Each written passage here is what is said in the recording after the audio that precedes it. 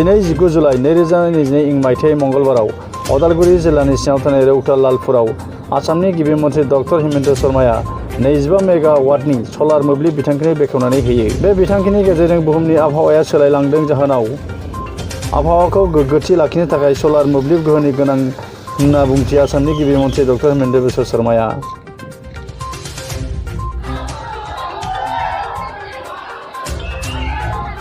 সব ভালে আছে না সব ভাল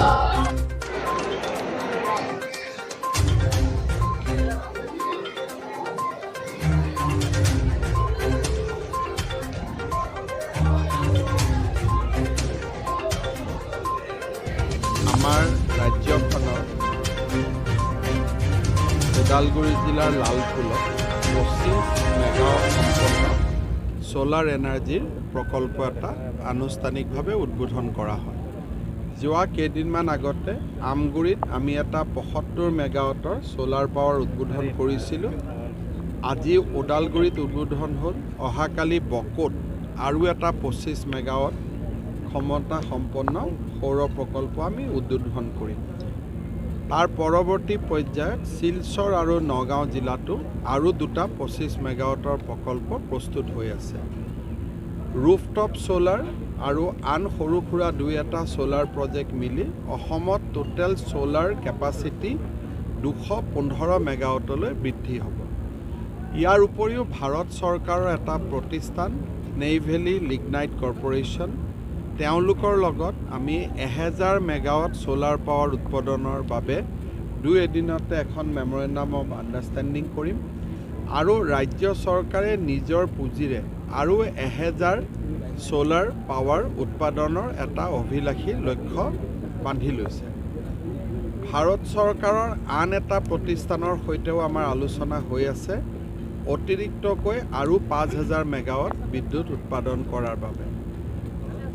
2026 পৰ্যন্ত অসমৰ বিদ্যুতৰ চাহিদাৰ 50% আমি সৌৰ শক্তিৰ পৰা ল'ব বিচাৰিছোঁ আৰু সেই দিশত ইতিমধ্যে আমি ধাৱমান হৈছোঁ। মই আশা কৰোঁ আজি ওদালগুৰি জিলাৰ লালপুলত হোৱা এই প্ৰকল্পই যিহেতু এই গোটেই পাৱাৰখিনি আমি ইয়াৰ গ্ৰিডতে দিম, এই অঞ্চলৰ 55,000 গ্ৰাহকক যথেষ্ট সকাহ দিব। এই গৰিমাময় নিৰ্বাচন, ইয়াৰ ওপৰত আমি কমেণ্ট দিয়াটো উচিত নহয় আৰু মই ৰাজনৈতিক দলসমূহকো অনুৰোধ কৰিম যে এই নিৰ্বাচনত কোনে কাক ভোট দিলে কি দিলে এই বিতৰ্কবিলাক যাতে নকৰে, কাৰণ ৰাষ্ট্ৰপতিৰ আসনখন অত্যন্ত গৰিমাময় আসন। যোনেই নিযোগ্য কিয় সেই আসনখনক আমি সন্মান কৰিব লাগে। কিছুমান এজন ৰাজনৈতিক ব্যক্তি আছে, কেইদিনমান আগতে তেওঁ অনুসূচিত জাতিৰ ওপৰত মন্তব্য কৰিছিলে, কৰি শিৱসাগৰত ক্ষমা খুজিছে।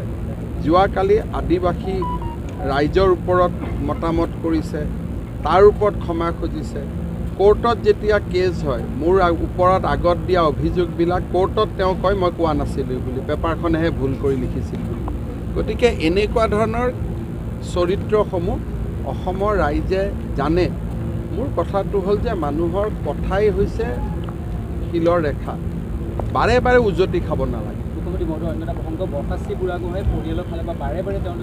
বৰষাচি বুঢ়াগোহাঁয়ে পৰিয়ালে মোলৈকে এখন চিঠি লিখিছে যে ছোৱালীগৰাকীৰ তেওঁ দায়িত্ব ল'ব তেখেতসকলে, আৰু তাৰ কাৰণে তেওঁলোকে আমাক আবেদন কৰিছে, মোকো চিঠি এখন লিখিছে, DGPকো লিখিছে যে ছোৱালীজনী আলফাত নোযোৱাৰ দায়িত্ব তেওঁলোকে ল'ব।